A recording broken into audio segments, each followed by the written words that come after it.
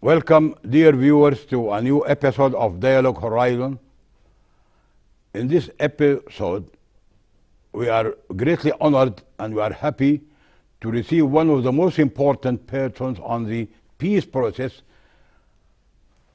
He's one who stood against the regime firmly for quite a long time without relenting, without changing, without backing down, without joining, until he played an important role in the final signing of the agreement on the 3rd of October in Juba.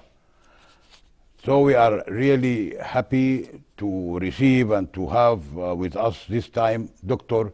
Jibril Ibrahim Muhammad. He is the chairperson of the Justice and Equality Movement. This is the important, a very important movement, military movement, which played a very important role, which ended or assisted in ending the 30-year-old regime of the Salvation.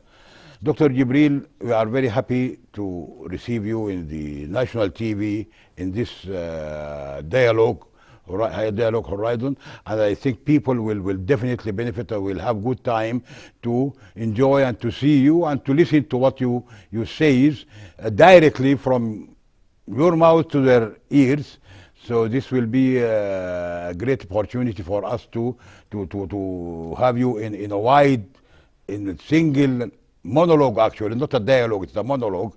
So we are happy to receive you, Dr. Jibril Ibrahim, chairperson of Justice and Equality Movement. Thank you, Engineer Haraz, for having me on this program, which is well viewed.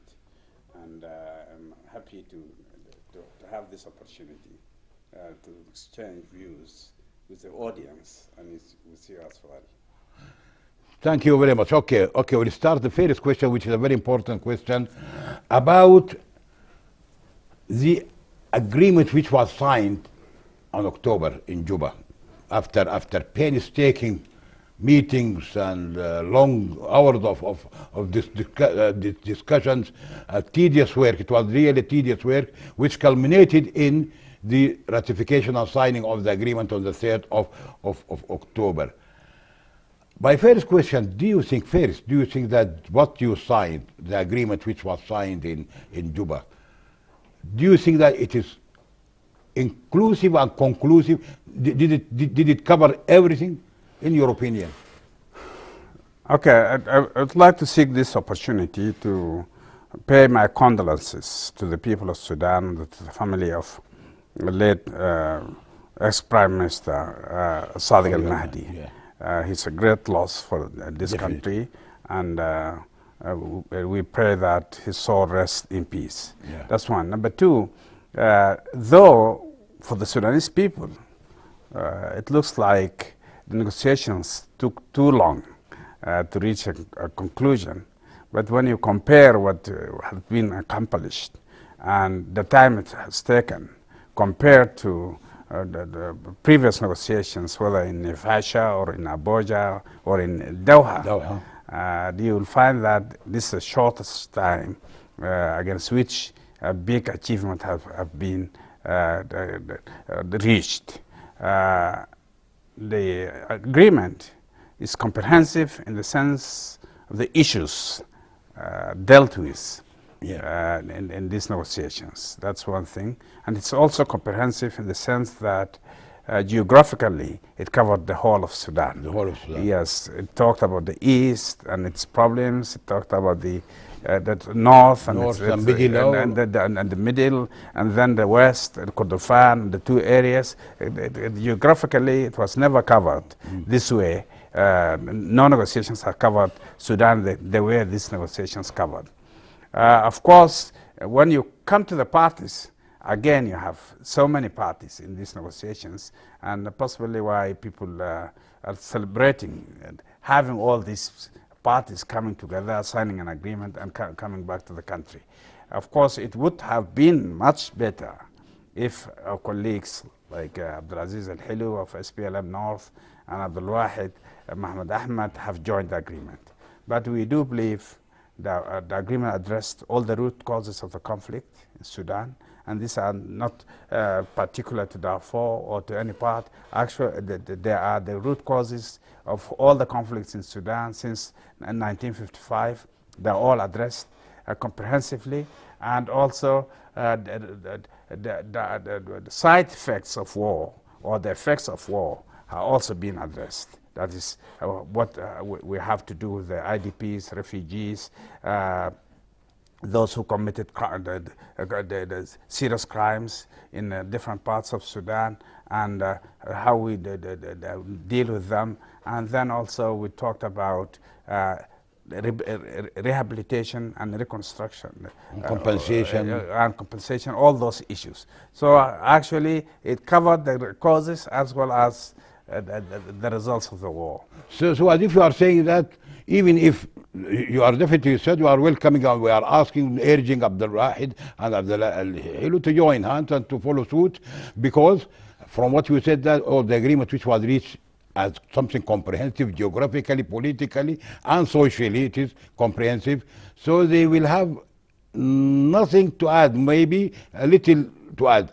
The protocol, the aid protocol covered almost everything. They just join hands. We trust that we covered everything. Of course, this human-made agreement, and human are not perfect. Not perfect. So maybe if anybody can bring something in addition to what we have done, and for the benefit of the country and the people of the country, we will definitely welcome that. If they have anything to add, they are most welcome. But we are inviting them to join, and whatever deficiencies in the agreement, through the process of implementing the agreement, you can always complete and cover the deficiencies. Okay, yeah. Dr. Jibril, how do you see the reaction of the globe, the international community?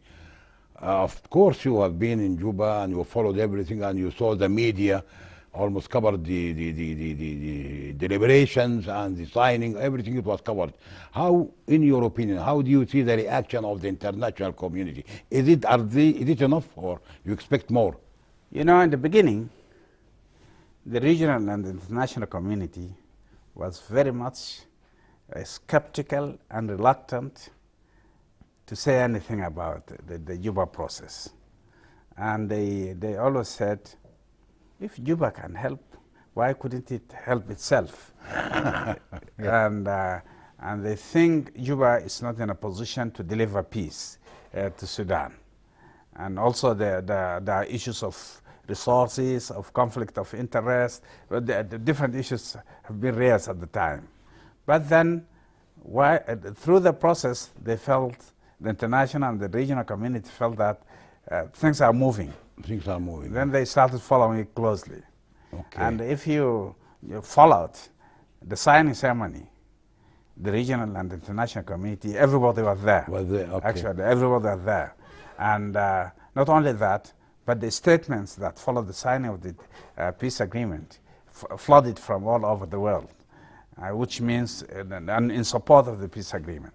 Not only that, in the past they used to criticize the government of South Sudan, but then they started praising President Selfa and the government of South Sudan for the achievement they made on the 3rd of October. So I think the international community is very supportive of what has been achieved.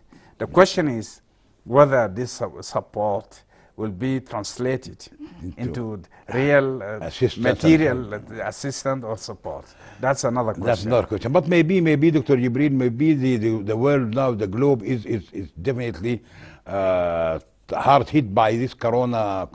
Now, all first world countries, starting from America, Europe, all countries, they are busy, and definitely their economy will definitely be hard hit by this coronavirus. This, I think, it will have some effect on the actual reaction towards Sudan, to give a helping hand in cash or money. But we'll come to this point. Okay. We'll come again in detail. Definitely. Because we hear that some rumor that something good.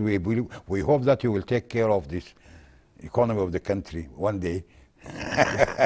Nobody knows. As a minister, That nobody knows. But what I think, yes, the international economy have shrunk as a result of the pandemic, COVID-19 pandemic.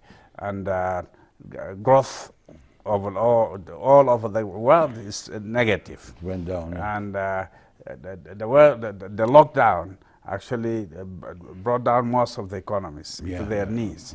So it is very difficult to have excess resources to be handed over to any party. And countries are trying to take care of their own nationals and their own economies. Okay. But we believe we are going to cross this very soon. And now, luckily, the international community have succeeded in inventing vaccines. Yes, more than a vaccine for COVID-19. So hopefully in at maximum 6 to 7 months' time, the whole pandemic issue will be left behind. That's very good. We'll come in depth. We'll talk to this economic or the burden of the or the outcome of the agreement on the financial side, how to be covered, which we will come to this later. But I want to jump to a question. People asking that, saying that now you are on the top of the whole issue of the peace now, and you are chairing. You are the head of the biggest movement now, inside and in time and in years. People that are a little bit afraid or worried about the delay. The timetable set after the implementation, now you are far away from what was said till this moment. Only yesterday, the chairman of the Sovereignty Council issued the decree of the formation of the partners of the interim period. But the other people are still waiting for the government, waiting for the legislative assembly. Can you tell us about what are the reasons? You known to be very frank, very considerate, very polite. You always, that people, they describe you as one of the scholars and honest and tell the truth. What do you see in your idea, in mind? What is the reason? Is there any reason, good reason for this delay in the formation of the new setup of the interim government period? You know, when you have several partners or many partners who try to form a government, it's not an easy job. People have differences and different standpoints. And then also quite a number of people have their own reservations about the peace agreement, about the share of those who signed the peace agreement, and those who were behind the government. They're feeling that some slice of their cake is going to be taken by others, and it's natural that they resist this. Okay. So to bring all these parties to agree upon how things will move forward, it takes time. It's natural that it takes time. And schedules made in peace agreements are aspirations more than practical steps. When you come into practice, you discover a lot of things. It's natural also to have delays here and there. But I do believe we opened now the door by creating this new partnership council. And this will help us move fast in forming the rest of the government institutions. So you are not worried? I am not at all worried. Not worried? Not at all worried. Do you think that the new partners are coherent, are one body? Can they play one body? Because it used to, the previous incubator, let us say, the incubator, the forces, freedom forces of change, it was not coherent. That's why some they dropped off, like Ummah, late Imam al-Sadiq. Now the Communist Party already left the whole arena and the political. So do you think that the partners, the new partners, are they coherent? Will they continue, or you expect and you are not worried about the differences? Let us say, I hope that we can work together. We understand that our country is in a very precarious situation. Our economy is in a downfall. We are facing a terrible pandemic, a new wave of the pandemic, and our citizens are facing difficult times. So I do believe all the partners agree that they have to do something, and that we have to bring about change.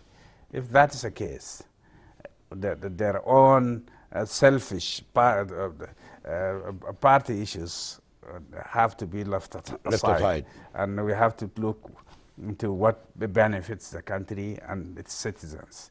If we came to terms and agreed on the objective, then I think our differences will be put aside, and we can work together. Let me ask you a very important, very small question.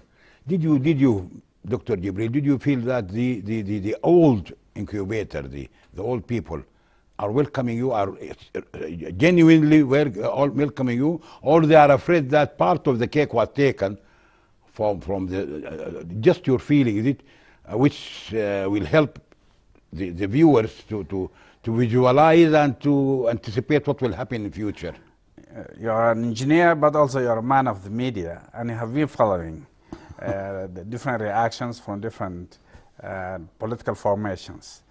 There are those who are against the peace agreement altogether. Altogether, yes. And who think their friends are not here, so they are against not the content of the agreement, but because their friends are not there, then the agreement is not acceptable. It is acceptable. Yeah, and there are those who accepted the agreement, but they wanted to be in their own terms. They think the agreement is fine, but the share that will be taken by the signatories of the agreement is too big for them. For them, yes. And those who have welcomed the agreement and worked diligently to make sure that this agreement has been incorporated in the constitutional document, and are supportive of this. So there are different levels of support.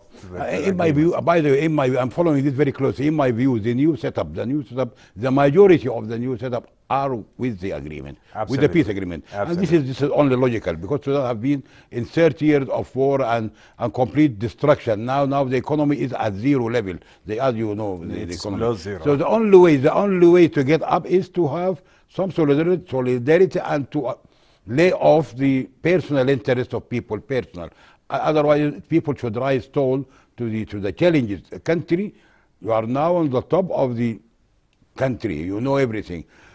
It's a very fragile situation in Sudan. Very fragile. Nobody knows what will happen if anything goes wrong. So can you elaborate just in a few minutes about this? That a call for these people to be realistic, pragmatic, and to look for Sudan before it is completely gone. One, I absolutely agree with you that our country is on the verge of collapse. Yes. Altogether. And unless we do some serious work to salvage it, tomorrow we may not find Sudan. Yes, we will lose it. Yes, we will lose it altogether. So all responsible people, all patriots, have to be aware of this and leave their, as you said, personal interest or organizational interests aside, yeah, and look into what brings this country together. And that's why we are calling for reconciliation. Okay. We are calling to look forward to the future and not backwards and blame the previous regime. The regime. We all know that regime destructed this country.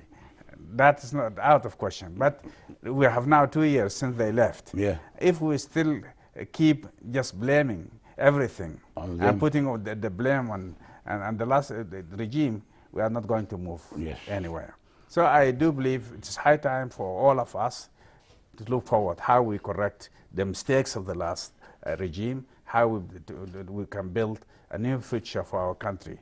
And this means we need to have more unity among ourselves. It's not a matter of revenge. If you want to revenge, you cannot build. Revenging is killing. It's destruction. It's destruction. But we need to build, not to destroy. Yeah, that's very good. So we shouldn't waste much time looking back.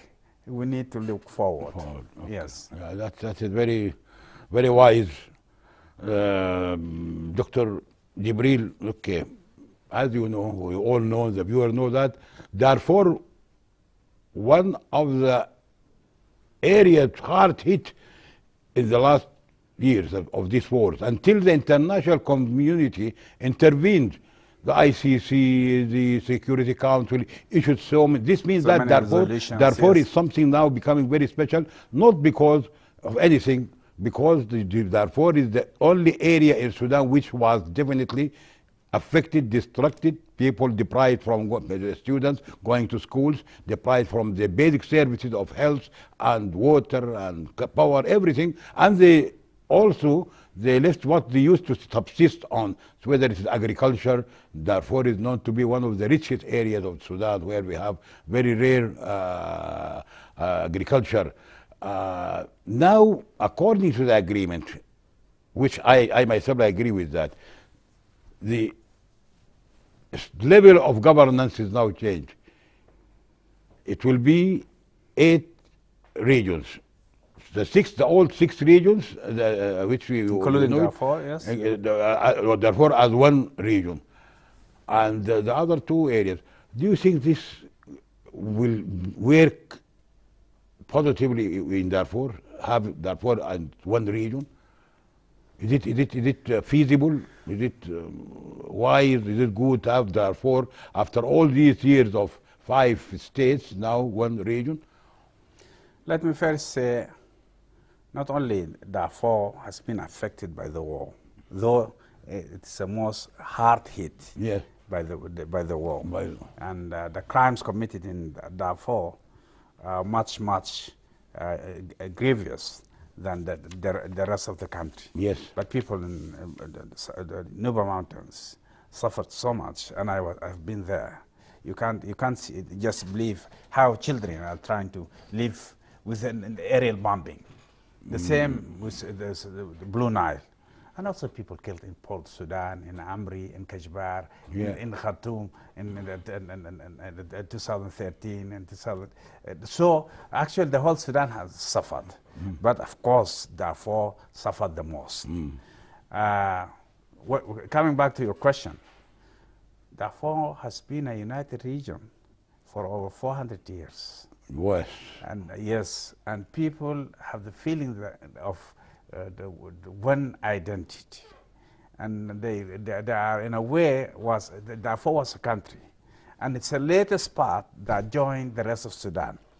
If you remember this, actually the colonial powers reached Darfur in 1916. 1916, yes. And actually part of Darfur, which is now in Western Darfur, joined the Sudan in 1922. Yeah. So Darfur joined Sudan after South Sudan. Okay. After South Sudan. Yes, for those who know history. But luckily, the Darfurians have no feeling that they should leave Sudan for anybody else. Yeah. And they are all over Sudan. They never spoke of our separation. No, not at all. Or self-autonomy. Actually, the Darfurians who are living in the rest of Sudan may outnumber the Darfurians who are living in Darfur. In Darfur, okay. So there is no thinking of leaving Sudan for anybody. Yeah. This is their country. That one identity is why people feel that they need to have an umbrella under which they can realize their own identity of Darfur. This doesn't mean that you are going to swipe out the wilayas, or what you call it, the states, or the localities. Or the tribal diversity. Yeah, there was one strike. But one issue is also because the last government or last regime designed these states on ethnical terms. Ethnical. And that created problems. So we may not rush to canceling the states. This may take time, or they may stay up to the end of the transitional period. But at the end, we need to look into this carefully. And we leave this for the parliament that the people of Darfur will form. They are the ones who decide whether they will have 5 states, 10 states, 20 states, or they will get rid of the states and make the administrative levels more flat, so they come directly from the region to the localities. To the localities. So we will leave this for the people of Darfur. And remind you that, I'd like to remind you that in the agreement, there is what we call it governance conference. Governance. That should be within 6 months from signing the peace agreement. To work on the details. This governance conference will work on the details of how to bring Sudan back to the old regions, in addition to the new regions. What are the competencies? What are the powers of the regions? How do we deal with this, the present states? Yeah. All that will be discussed, and all the Sudanese people will be part of that. So nothing is final in the sense of what we do with the states or the localities. Okay. But in principle, we made an agreement that people are going back, Sudan is going back to the regional system. Yes. Okay, that's a very good. It's a very good clarification to the viewers that the agreement does include this governance conference to look into, because many people they say that they think that as of tomorrow maybe Burhan will issue a decree saying that there are 8 regions, Darfur, like so and so. But this means that people will try to study the difficulties and how to go about, but ultimately they should go to the regional we are going, that's an agreement. We are going back to the regional system. But what powers we give to the region, whether we will cancel the states or we will keep them, whether we keep the localities or get rid of them to flatten the levels of governance, what powers each of the levels will have, whether they are vertical or horizontal, all that will be discussed among all the Sudanese, and the media will take part in that. That's very yes. good. Very interesting. This is very interesting. This answered question, a very important question, because people are afraid that something will be all of a sudden. No. Will go to this. Now we are telling us that something will be. You are all part of this. Okay. Okay. Yes. Okay, Dr. Jibril, that's very good. We have been till now. We are going well, very well with the discussion and the answers. As of next year, there is a muddy issue which created difference between the before the agreement, created difference between the two partners. At that time, partner, the military, I mean, and the civil partners, about the call Hamdouk, who asked the United Nations, a new presence of the United Nations under Chapter 6, which will supposedly will come on as early as 2021, which will this is the United Nations. To succeed the UNAMID in Darfur. But this time it is a little bit different. But people, they don't know exactly what was or what's the reason why the Prime Minister asked for this kind of help, although we already under Chapter 7 in Darfur, and now we are going to Chapter 6. The other partners are not very happy about the intervention, a new intervention of the United Nations. Can you tell us exactly what's the reason for this, the coming of this new, will they help us, really help? The Prime Minister is a person who is best placed to answer this question. Yes. Because he's the one who wrote the letter to the UN. But if you ask my own opinion, and possibly this is the opinion of most of my colleagues in the movements, we do think Sudan needs the help of the international community. Yeah. And we do think even the departure of UNAMID on the 31st of December is premature. Premature. Yes, we don't have a substitute in Darfur. If you look into the history of its security in Darfur in the last 12 months, you feel the situation is still fragile, and people will have to look into this carefully and look for a substitute for UNAMID. What we did in the peace agreement is that we agreed to create a force that will take care, a joint force that will take care of peace and security in Darfur. And that force will take at least 6 months to be there in the field. And we have not started yet to bring that force into training and preparing it for the job. So when the UNAMID abruptly leaves on the 31st of December without having that substitute, you'll never know what happens. What will happen? And that will endanger the safety of the civilians. So in my opinion, the mandate of UNAMID has to be extended till we have a substitute in place. Okay. That's one thing. The other thing is UNAMID have got resources and assets that will help us implement the peace agreement. When you get rid of UNAMID and bring in UNITAMS, UNITAMS is not as equipped or capable, or whether in terms of the human resources, or in terms of, or even in terms of assets, or even financially. They are in a not like UNAMID. Not as equipped as the UNAMID. So I do believe also when you start this peace process, especially the process of the DDR and bringing the forces of the movements, trying to integrate them into the national army and national police, as well as national security or national intelligence, we need a party who got the capability to help in this. Okay. Unfortunately, I don't see UNITAMS is prepared for that job. It will take time for them to... Yes, and that's why I am urging through this program the government of Sudan, whether it is a prime minister or whether it's a military part of the government, that they revisit their decision to expel, I say, or to terminate the existence of UNAMID, or the term of mandate of UNAMID by the 31st of December.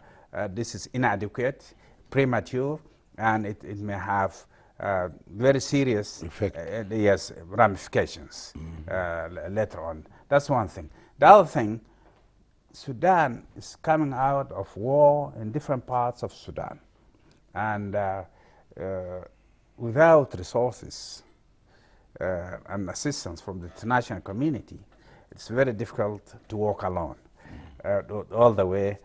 Yes, to real stability. So I do believe the Prime Minister was right in inviting the UN to send a mission. Of course, he asked for a civilian mission. And this also, it was an attempt to get rid of Chapter 7 mission, which is existent in the country. So he's looking for something lighter in terms of chapters. But at the same time, he knows that he needs the support of the international community to build or rebuild the country. And I think it was wise. It was a wise decision to ask the UN to replace the old mission with a new one, with Chapter 6 rather than Chapter 7. The only point is he may not have consulted the different players the way they should have been consulted. And that is why people was skeptical why he made that decision. That's one thing. And the other part is, of course, any patriot thinks that the presence of any foreign body is at the expense of their own sovereignty. So people are very cautious about having any whether this is an international body or regional body, having such a mission may be at the expense of their own sovereignty. So we understand all that. But in 21st century's world, there is nothing like absolute sovereignty. Yes. And you can't ask for the good of the international community, and also at the same time you don't want their presence. If you want their money, their technical assistance, people will come with the money and the technical assistance. So that's natural. Yeah. This is very pragmatic, doctor. This is very pragmatic, and I agree. I think you said something very important, that Sudan cannot tolerate at this stage any gap. If you lose contact with the community, international community, like the United Nations, we are members in the United Nations Security Council. If there is any gap between the two, that where we lose contact of the international community, that's what you are saying. You are not against the call for them to come, but it should be synchronized so that there will be no gap where there is no presence of the international community in Sudan. We do need the international community, at least in the media, in their help. If they will, yes, you can. It is out of question that we live in a world where the interest of the whole people, I mean, all countries, is intermingled. Yeah, so you can't say I live in isolation. There is no Robinson Crusoe Island anymore. Yeah. People are well interconnected. It's a small village now, the whole world. So you need the international community. Well, you need to take care of course, of your sovereign the powers, but at the same time, you have to work with others. Yes. Yes. So you cannot work alone without the others. No. So this is very important that the people, they should have in mind that there should be no gap between the because you need, as you said, qualified and well equipped, and they have long stay. The newcomer, they need time until they settle, until they have their foot in the country. This will take time, and if any gap is created in this sensitive time of the implementation, it is really dangerous. Dangerous. It's very sensitive time, as you said, in trying to implement the peace agreement to create a vacuum. And this is a security vacuum. It's not a simple issue. It's a security vacuum. And if you did that, the whole peace process may degenerate into what we cannot imagine. So I do believe we have to be very careful about. I agree. I understand the sensitivity of the whole issue and why people want any foreign soldiers to get out of the country and all that. But at the same time, you are throwing away resources as well. Yes. If, for example, UNAMID got a budget of $50 million or $45 million for the implementation of the peace agreement, if you ask them to leave on the, they will not give it on the 31st, you are not going to get that money. So you have to be very careful. Not only this, in our football, I used to be the chairman of the Football Association in Sudan. This is a match, it's a very sensitive match. You need a referee. Absolutely. You need a referee, which is the international community. You are part of the United Nations. You need. So I think from this dialogue horizon, we even if not a referee, you need a lineman. A lineman. At least to report. Yes. Because people, the international community believe their people here. They don't believe us if we say, if Dr. Jibril says, no, they did so and so. If Omar says, because you are partial. If I said, I am not a good witness because I am partial to to whatever has been discussed. But those who represent the regional or the international community are supposed to be impartial. Yes. So they are more credible to the international community than ourselves. Whichever party, the military component, the FFC, or those who are the signatories of the peace agreement. I agree with you. I agree. This is a very important point because also not only this Dr. Jibril, even they help in calling, asking the donor. Donors believe in this international more than they believe in us. When they say, please, therefore, they want something specific. They want schooling. It needs about $500 million. Let us say, assume. Yes. They will listen to the people on the ground from the United Nations rather than listen to me or to you or to any other. That's a The very donors listen to two parties. One is the media, media. and not our own media, but their media.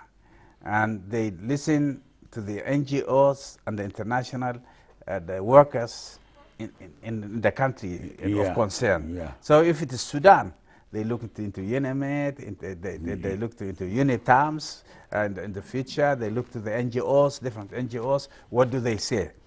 And the NGOs themselves, they need the media, because unless this is taken to the donors in the media, then the donors will not pay. These are all complementing each other, and we need them. Okay. Actually, we need them. Sure. Yes. That's a very important question. But now I have a very also sensitive question. Has nothing to do with the globe. Has nothing to do with the national community. Has nothing to do with the country. The issue of secularism, religion. This now people are starting now. They are split, definitely split between two issues. Is there any gap in between secularism and between religious governance? And you personally, as the head, as the chairperson of the biggest faction of the, how can we go about it?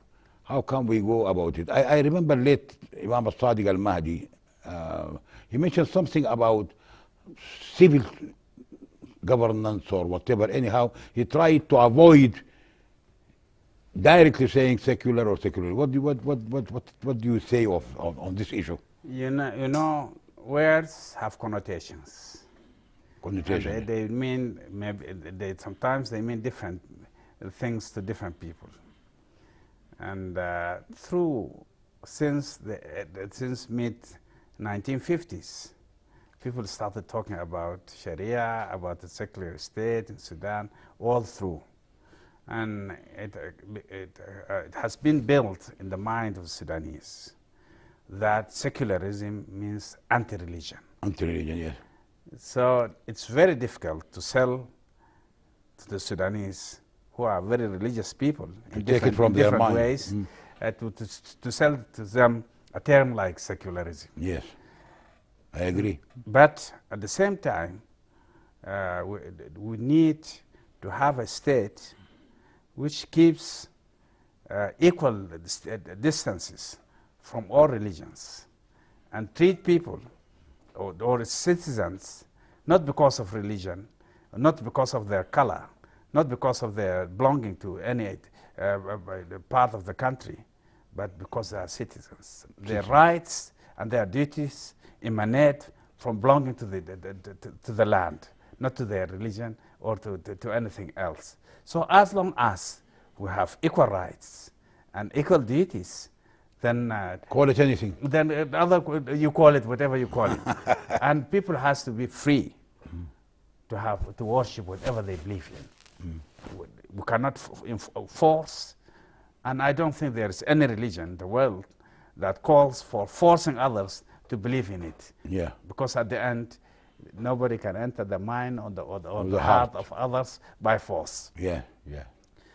Our religion, for example, the majority of Sudanese are Muslims. In Islam, we cannot force our religion on others. Yeah.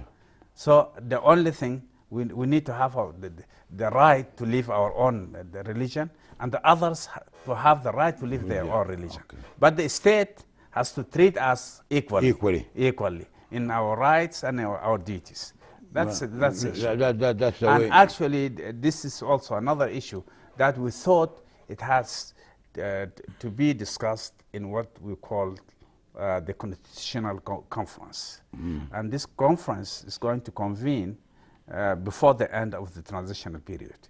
This is one of the major issues that will be discussed all through the country, and the people of Sudan have to contribute to what they see.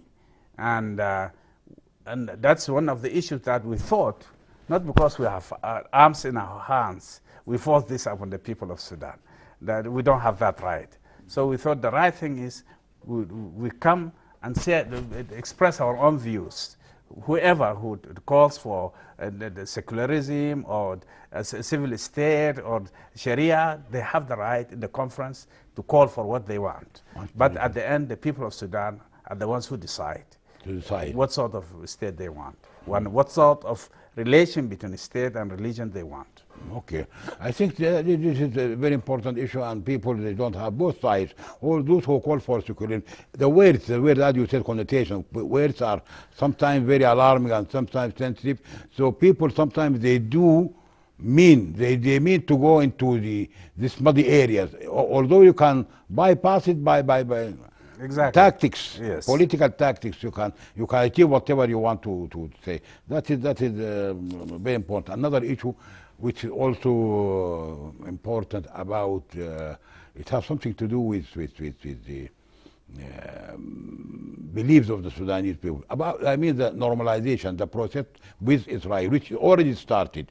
It started, we cannot close our eyes. What happened, it started, and last week some few Israelis, they came, but the process of normalization already started, but now it is at a certain stage, waiting for the consensus or the approval of the normalization with Israel. But it is also another issue which will face you when you are sharing the power, when you come. How can you go about it? You know, the Sudanese people and the people of the whole region were brought up to understand or to believe that Israel is the enemy. Yeah. And it's an occupier of a Muslim land, of an Arab land, Yeah. whatever. And psychologically, it is very difficult for them to go straight for normalization. Egypt formally normalized relations by signing the Camp David Agreement in 1979. Yeah. But up to the moment, very few the Egyptians feel they are very close to the Israelis. And you can't impose that on them. Yeah. So governments can make formal relations with whatever country, and they decide they look into the interest of the country, and they consider if this relation will help the country, help the citizens in their lives. So it's a decision of the government, but it's not necessarily it's a decision of the people. The people. The best thing, of course, the best course would have been if there is an elected parliament that approves such a step. Issue, yeah. But well, the elected parliament is not there, and there are other pressing issues which are well connected with normalization with Israel. Yeah, and sure. that press the government to make that decision. So I think we need to live with the reality, to be very pragmatic and see how we move with this in the future, and whether what the government counted on is going to be achieved. There are big question marks. Yeah. Whether the Sudan will be lifted from the list of the countries sponsoring terrorism, or whether we are going to have Sudan will be circumvented from being tried again on any issues related to terrorism, all those issues, whether we are going to have the financial assistance from the international community. All those are related to the normalization with Israel. And if we are not getting anything out of this, I think people then will slow down in the process. Slow down, but anyhow, the issue is yet to be visualized later. It's just a preliminary step. Okay, Dr. Jibril, we have one last question, which is also important question. People, they want to know about what was formed yesterday. The partners or the new incubator of the revolution, this is what was announced yesterday, and said, people say that, is there any difference from the terms of reference of these partners? Will this be a replacement, or will it impede the Legislative Council? Will it be a replacement to the Council? Or what will be the role of this incubator, the partners. People talking that this will definitely delay or might impede the formation of the Legislative Council, because this body as incubator can do the same role of the Legislative Council. Absolutely not. Actually, in the past, the year and a half of the transitional period, the FFC and the military component of the government are the parties who have to come together to make major decisions concerning the country and its citizens. Then when we signed the peace agreement, the necessity of those signatories being part of the decision-making process called for the creation of this council. This is a consultative council. There are no the right for this. It's not No decisions. No job. No, they make decisions, but formally those decisions. This is a consultative body, informal body actually. Then this body will say, okay, let's do this, and then the council, whether this is a sovereign council or the ministerial council, is the party which make the decisions, formal decisions. And this same body, the council, consultative council, is the one who is going to create the legislative, the legislative council. So this is not part of the hierarchy of power in the country. No. Yeah, this is a consultative, informal body. Horizontal level. Yes, it's a horizontal level. People will come together and say, okay, how can we get rid of our differences? How can we see the commonalities and work on the commonalities? Then we will ask the government to do 1, 2, 3 so that we can move forward. We will ask the Legislative Council to look into this and to that. So formally, all the government bodies are the ones who will make the decisions. Informally, this is a consultative body that will come together and say, since these are partners, you cannot just exclude the FFC or exclude the military component of the government or exclude the signatories. Yes. So we needed a body that brings the three together. Okay. It's some sort of a body that... Consultative. The consultative body. So this is very important. So it is not definitely not a replacement or not... No, not at all. It will not replace the consultative council, I mean the legislative council. It will not replace this, it's definitely the sovereign council. It is not replace also the peace commission. This has nothing to do with all this. But it is a body that will help the government work, and it will bring what you call it will create some sort of incubator, as you said, that will bring the people work together. Okay, thank you, Dr. Jibril. We have been very happy. Time went very fast. A lot of definitely we have to you have to promise us that another dialogue horizon. When we need your help, when we need your consultation, we'll ask you to come, because this has been a very important hour in my mind, from a very important person who played a very important role in the hosting of the new regime, and now he is coming in the new era. So we are very happy to have you in our program for the last hour. Definitely it was a great, and we are greatly honored by your presence. Thank you very much for Thank you, Engineer Abu Haraz, for hosting me this evening, and it has been a pleasure having this discussion with you. Thank you. And I hope the viewers have not wasted their time following this program. No, definitely.